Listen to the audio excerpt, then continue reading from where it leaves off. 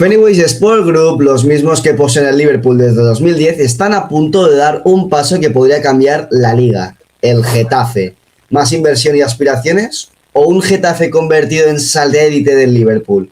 En este vídeo desgranamos cada pieza, qué se ha acordado, qué falta, qué funcionan, cómo funcionan los grupos multiclub, qué dicen las normas y sobre todo, cómo puede afectar al Getafe, a sus jugadores y a su afición.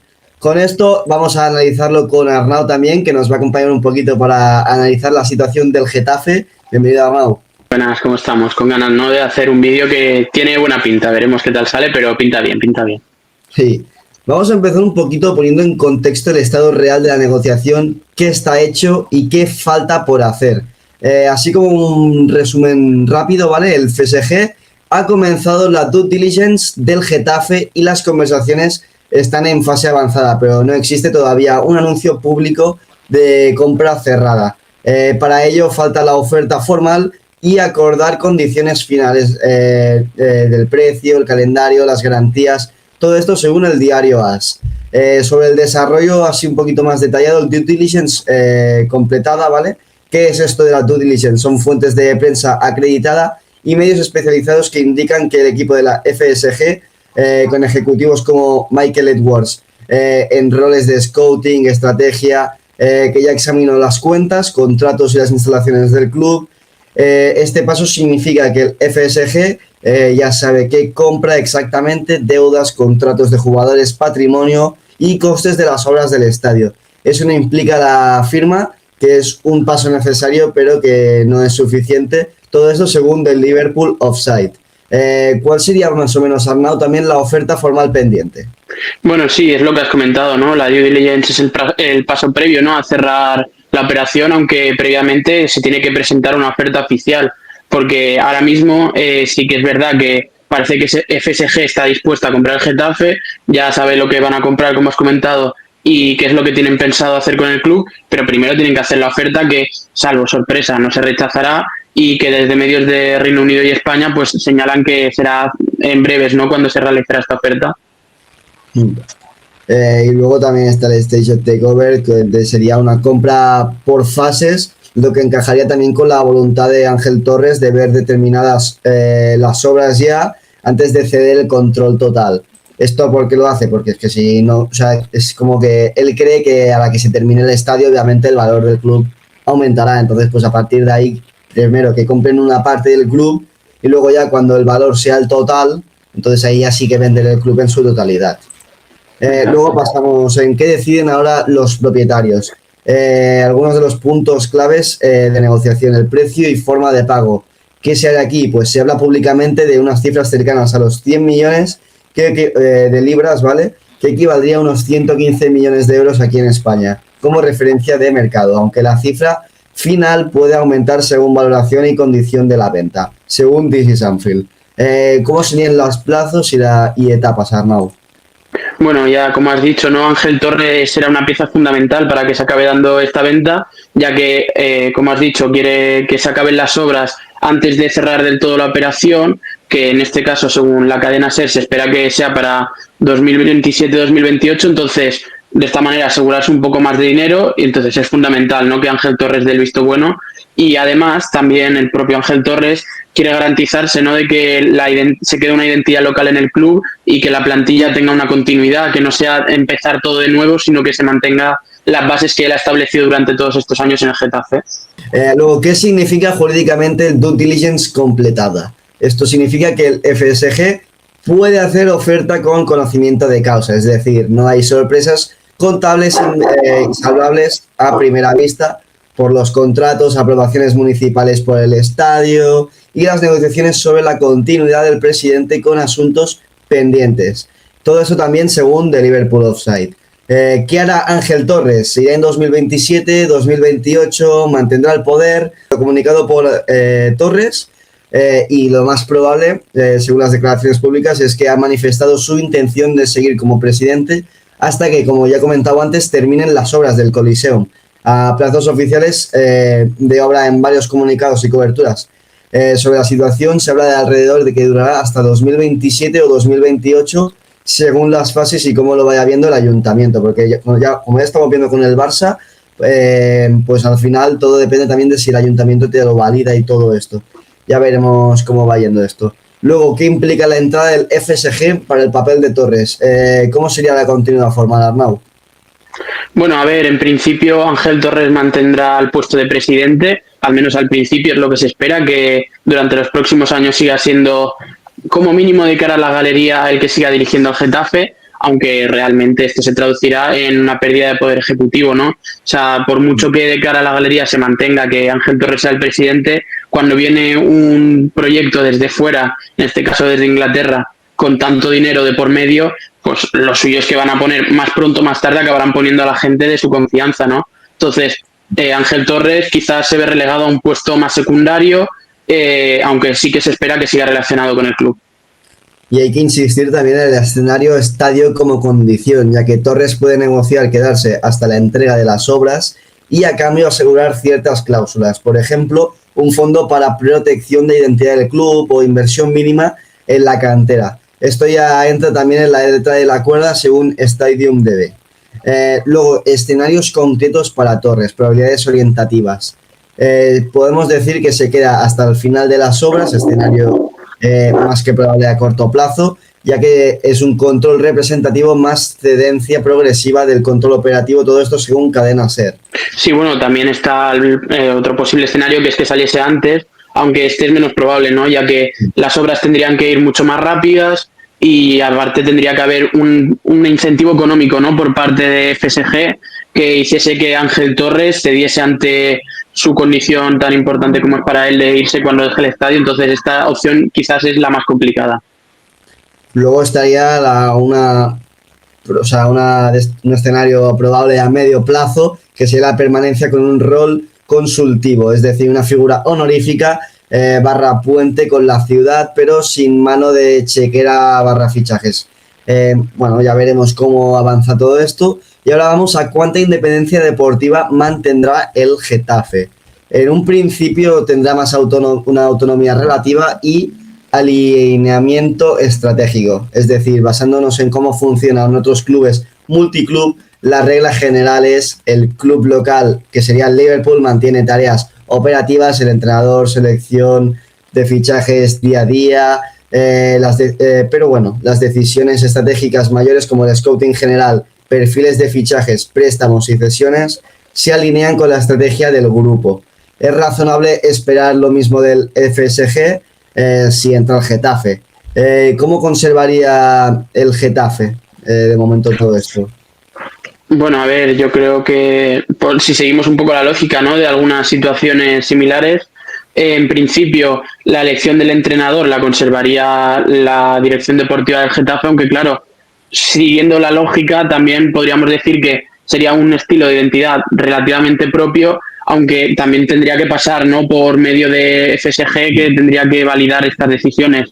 Y en esto mismo, claro, depende mucho del entrenador, del nombre, el estilo de juego que posiblemente, si miramos un poco los perfiles de entrenadores que tiene en los últimos años el Liverpool, que son entrenadores más que creadores de juego, tipo algo parecido a lo del Manchester City y Girona, que es un caso que después comentaremos, quizás un caso de fútbol más directo, ¿no? Que también yo creo que encaja bastante bien con lo que le gusta hacer el Getafe ahora, y yo creo que eso le puede beneficiar bastante a la hora de tomar decisiones, ¿no? Porque a priori, salvando las diferencias evidentemente, no tiene nada que ver lo que era Klopp o lo que es Arne Slot con Bordalás, ¿no? Pero no. Son dos...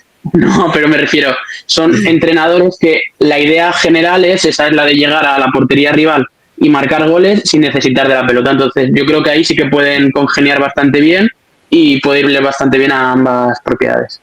¿Tú qué crees? ¿Que se mantendría Bordalás como entrenador si lo ficha aquí el TSG o qué?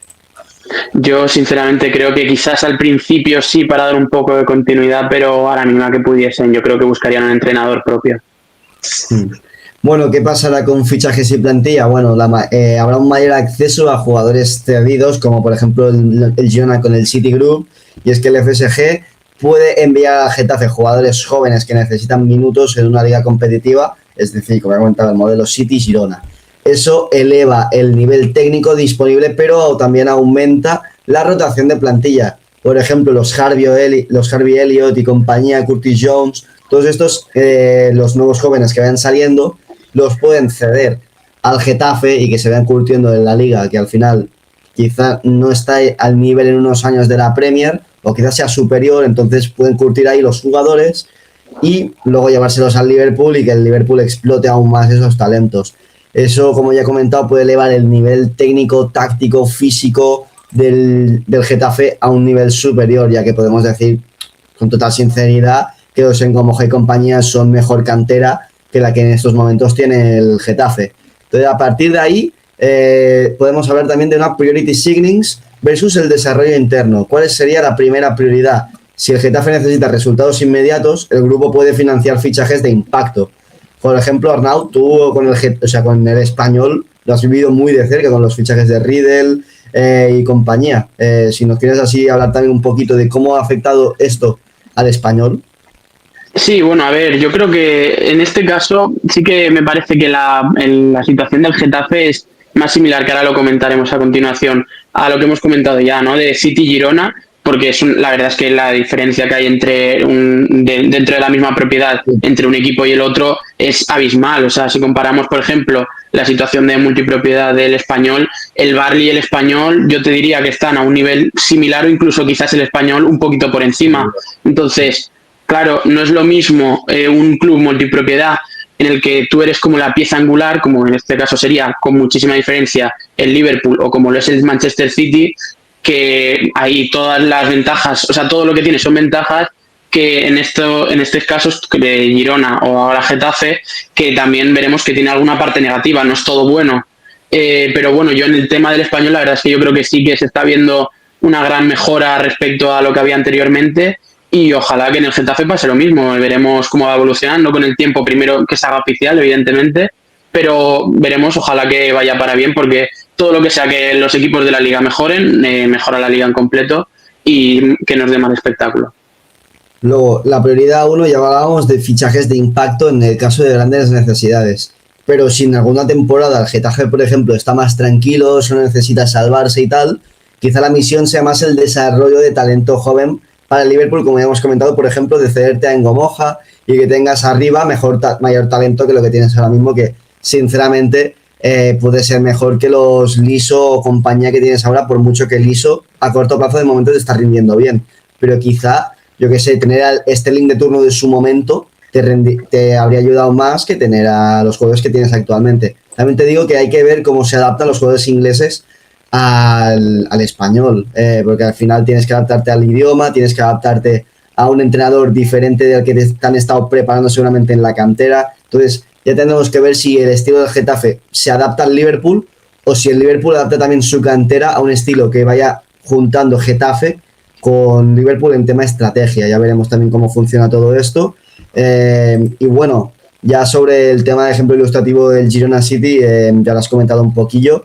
Si quieres darle alguna vuelta más. Bueno, también que sobre lo que has comentado, ¿no? De la adaptación de los jugadores ingleses, yo creo que tenemos un claro ejemplo en el propio Getafe, que quizás yo creo que es prácticamente imposible que salgan todos igual de bien, pero por ejemplo tenemos el caso de Mason Greenwood. Entonces es un jugador que a priori decíamos, hombre, por calidad iba sobrado, y yo creo que eso no tenía nadie duda, pero yo creo que ni los más optimistas se imaginaban que fuese a rendir a un nivel tan alto. Entonces yo creo que eso también, yo creo que en cierta parte habrá motivado al Liverpool a decantarse por el Getafe, porque es un club en el que también al estar en Madrid es una buena ubicación, está más fácil adaptarse. Claro, me imagino, tampoco hablo con conocimiento de causa, que será más fácil adaptarse a vivir en Madrid que a vivir en el País Vasco, por ejemplo.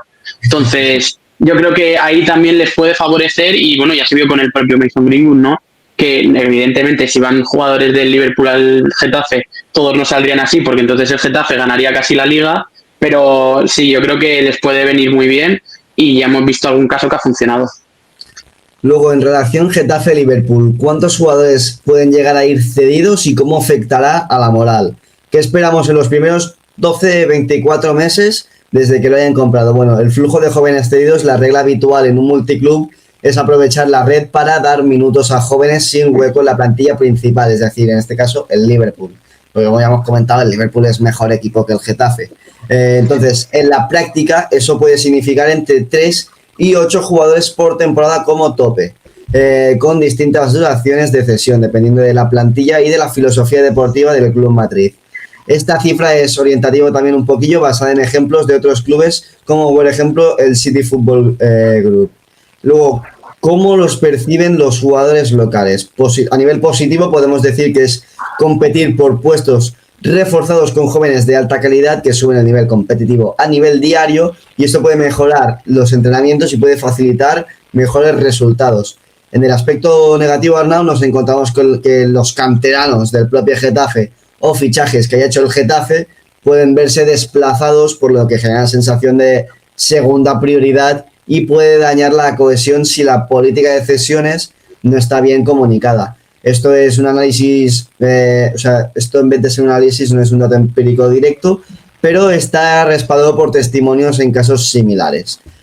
Por ejemplo, lo que ha pasado en estos últimos años en el Girona, que al final los jugadores que llegaban cedidos se sentían muy importantes, pero cuando jugaban los suplentes, por ejemplo, en la temporada de Champions del Girona, Arnau Martínez, a la que Jan Couto le quitó el sitio, ahí yo creo un Arnau Martínez muy perdido y que no se ha vuelto a ver el Arnau Martínez que era antes de esa temporada de Champions, porque antes de eso se estaba hablando de un Arnau Martínez que podía llegar a fichar por el Barça, por el Atleti, y al final ahora mismo está en el Girona a duras penas. Sí, bueno, yo creo que esta misma temporada que el Girona está sufriendo bastante más y va a sufrir bastante más a lo largo de la temporada, también se ha visto, ¿no?, que sin haber gastado mucho dinero, porque no es que hayan gastado demasiado dinero, los fichajes que han hecho han sido básicamente para tapar a sus canteranos. Entonces, yo creo que después lo analizaremos un poco más en profundidad, el tema del Girona, pero es un espejo en el que se puede mirar muy de cerca al Getafe. Sí. Y aunque no es el único, ¿no?, porque después también está el caso de la multipropiedad de Bluco, que quizás es un poco menos conocida, aunque en este último mercado de verano yo creo que ha sonado mucho, ¿no?, que es el tema de la multipropiedad en la que está metido el Chelsea con el Estrasburgo principalmente. En este caso el Estrasburgo es el equipo satélite, por así decirlo, es el equipo que es quizás un poco más lo que se parecería al Getafe. Aún así se han gastado 100 millones de euros y la mayoría de fichajes, por no decir todos, han sido jugadores jóvenes con bastante proyección que los ha fichado el Chelsea, pero para no tener problemas de fair play y para sí tenerlos ahí un poco... La verdad es que no se han escondido mucho, ¿eh? No se han escondido mucho. No, la verdad es que no. Pero bueno, después también la UEFA y la FIFA, todo esto ya después hacen lo que les dé la gana, entonces eso ya poco se puede hacer, ¿no? Entonces yo quizás creo que en estos dos casos que hemos comentado, Girona-Estrasburgo, yo creo que por el tema de las limitaciones económicas de la Liga es prácticamente imposible que un Getafe se pueda gastar 100 millones, aunque sea con el dinero del propio Liverpool, no les dejarían. Entonces yo creo que tendrían que tirar más de cesiones, como lo ha hecho estos últimos años el Girona. Y bueno, más allá de eso, pues yo creo que son dos casos bastante cercanos a lo que se puede vivir con el Liverpool y el Getafe, y yo creo que se puede asimilar bastante, ¿no? Entonces, yo creo que otra medida que sería recomendable, ¿no?, para que hiciese el Getafe es básicamente negociar cláusulas para proteger a la plantilla, ¿no? Ya que es un peligro, ¿no?, el hecho de tener tantos jugadores cedidos, porque después muchas veces, bueno, se vio en el Girona hace 2 años, sí, te pueden rendir un año, te lo hacen muy bien, pero después te quedas totalmente desprotegido, ¿no? Y tener que cambiar toda la plantilla y, por ejemplo, si un jugador, por lo que sea, acaba explotando, no ver ningún rédito económico por su parte, ya que el beneficio se lo lleva, en este caso sería el propio Liverpool, pues esto también es un peligro, ¿no? Porque no todos los años las cesiones te van a salir bien, y yo creo que aquí sí que tendría que tener un poco de cuidado el Getafe a la hora de hacer ciertas operaciones. Luego, sobre la normativa y los riesgos regulatorios de la Liga, la UEFA, la RFF, vamos a tocar un poquillo cada uno. En la Liga, la normativa doméstica es que en España la regulación económica y la gobernanza la ejecuta la Liga con controles financieros, límites salariales, reglas internas de transparencia, vamos, todo lo que hace Tebas, y no existe una prohibición genérica de multipropiedad doméstica siempre que no haya conflicto de intereses directo. La Liga al final supervisa solvencia y cumplimiento, todo esto según la página web oficial de la Liga. Luego, según la UEFA, normativa europea, así en plan clave, ¿vale? La regla central habla de que la UEFA no admite 2 clubes bajo control o influencia decisiva de la misma persona / entidad en la misma competición europea. Si hay riesgo, la UEFA puede exigir remedios como el blind trust, el divestment o negar plaza a uno de los clubes.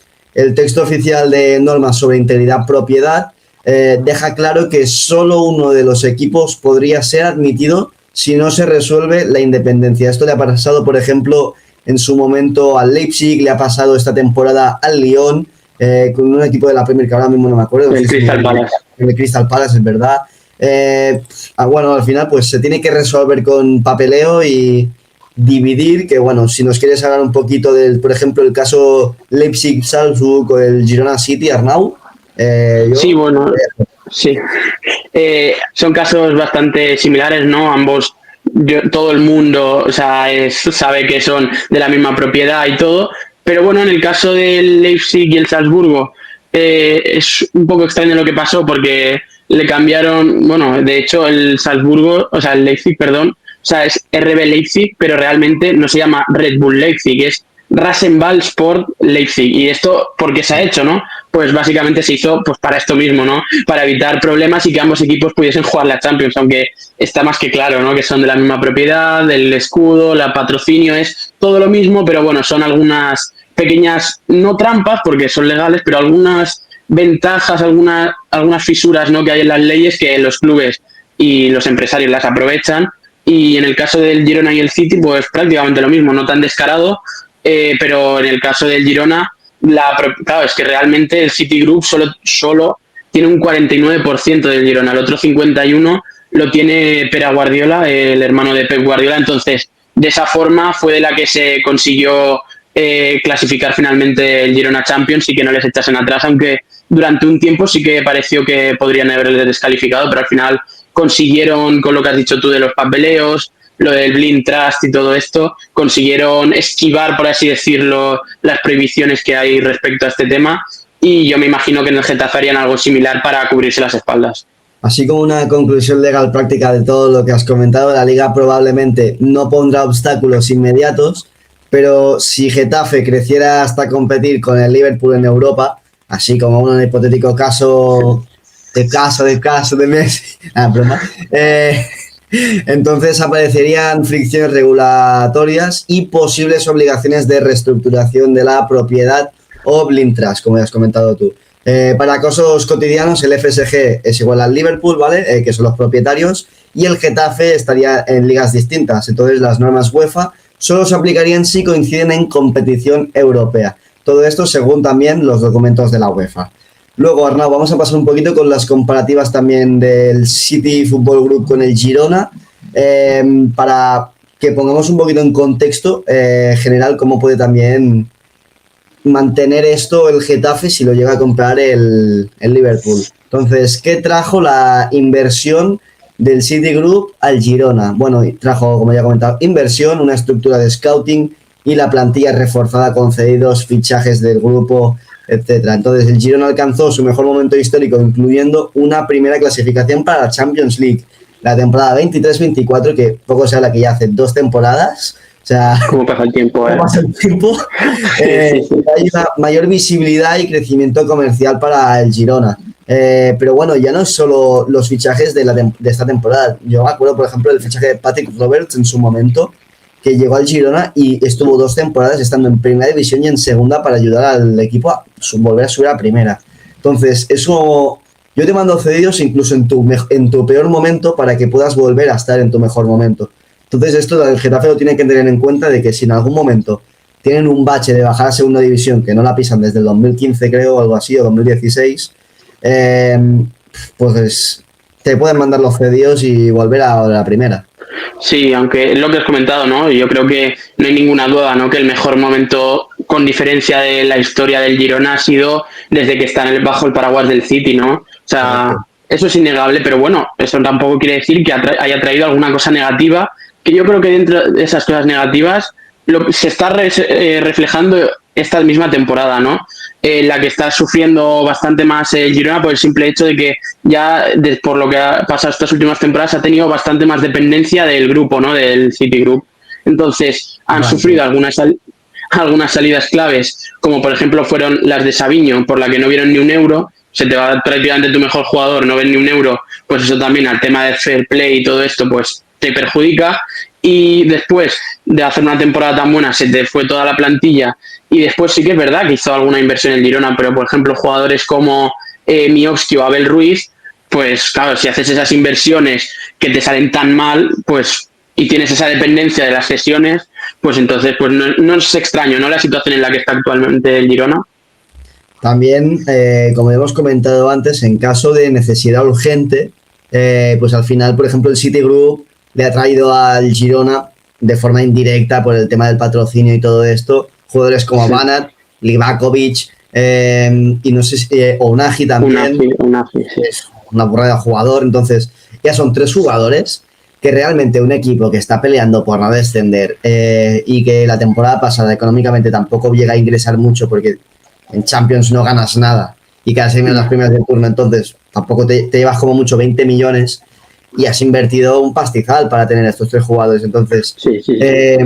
Vale que también has vendido a Miguel Gutiérrez y tal, pero ya se me entiende, tipo que sin el Citigroup seguramente la venta de Miguel Gutiérrez iría para quitar deudas en vez de para poder fichar. Entonces, pues todo esto ayuda a que el Girona esta temporada pueda pelear para no descender en vez de ser el candidato claro para el descenso como pintaba después de las primeras jornadas. Luego, el caso del Red Bull, como ya has comentado tú, también es un modelo bastante vertical, con clara estrategia de cantera y scouting y movimientos de jugadores entre sedes, alta eficiencia deportiva y comercial. Problemas que hay tensiones de aficionados, revisiones de la UEFA sobre la independencia y el debate sobre club, marca versus identidad local. Entonces, todo esto también hay que ir mirándolo para que el Getafe al final pueda seguir teniendo su imagen y su identidad de hoy en día decir, guau, cuando tengan que jugar contra el Getafe va a ser un dolor de cabeza. Me van a hacer 20.000 faltas, pero es que al final es su estilo de juego y también va bien tener este tipo de equipos en la liga. Y de que pase de eso a, yo qué sé, ser un equipo más que juega un poquito al contraataque, que te defiende más o menos como el Villarreal, así con una línea un poco más alta, pero que en bloque defensivo también pueden hacerlo bien, tal, y perder como su esencia de lo que es el Getafe y por lo que el Getafe se mantiene tanto en primera con Bordalás. Entonces también hay que mirar todo eso. Si quieres saber también un poquito del caso de Chelsea, Estrasburgo, sobre las evidencias recientes.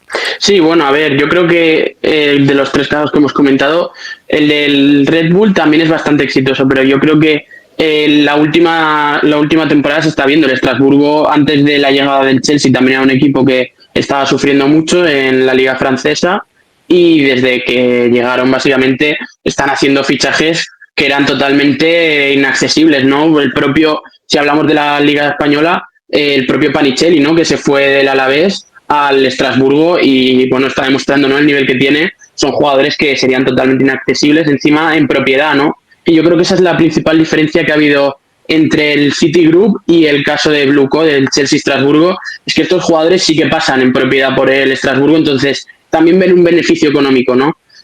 Claro, eso también influye mucho, el tema de la Liga Española, hay más limitaciones con estos temas y tal, pero yo creo que al Getafe le interesaría bastante estar en una situación más similar quizás a la del Estrasburgo que a los otros 2 casos. Luego, si basamos un poquito al impacto económico y la valoración, vamos a hacer un precio orientativa y estructura según fuentes como Digis Anfield, Sport Business, entre otras, ¿vale? Y es que las cifras en prensa se habla de ofertas y valoraciones cercanas, como ya hemos comentado, los 100 millones de libras, que serían unos 115, 120 millones en España, que aunque el número exacto depende de auditorías y del coste final de las obras del estadio, algunas fuentes indican una valoración previa más alta que ha caído por la situación deportiva / económica. ¿Qué implica también este precio, Arnau? Bueno, está claro, ¿no?, que al haber un margen de lo que se esperaba al principio, pues en este precio se buscaría añadir, ¿no?, alguna inversión adicional, como en las infraestructuras, con el estadio básicamente como principal objetivo, pero también con la clara intención de hacer una ciudad deportiva que hay alguna peor, como por ejemplo está la del Rayo Vallecano, ¿no? Pero la ciudad deportiva del Getafe tampoco es de las más punteras en primera división, ¿no? Entonces, en este caso podrían aprovechar este dinero extra para invertirlo en las infraestructuras deportivas para poder dar un salto de calidad, ¿no?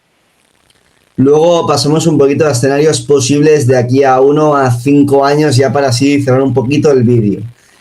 Como escenario optimista, Arnau, tenemos que sería una inyección sostenida en, como ya has comentado tú, ciudad deportiva y plantilla. Luego también podríamos meter el tema de accesos accedidos de calidad y fichajes de mercado medio alto, que sería una mejora en la clasificación en la liga, que aunque tener buenos jugadores no signifique eso, podemos deducir que tendrán una mayor estabilidad en poder quedar entre los 10 primeros al tener mejores jugadores.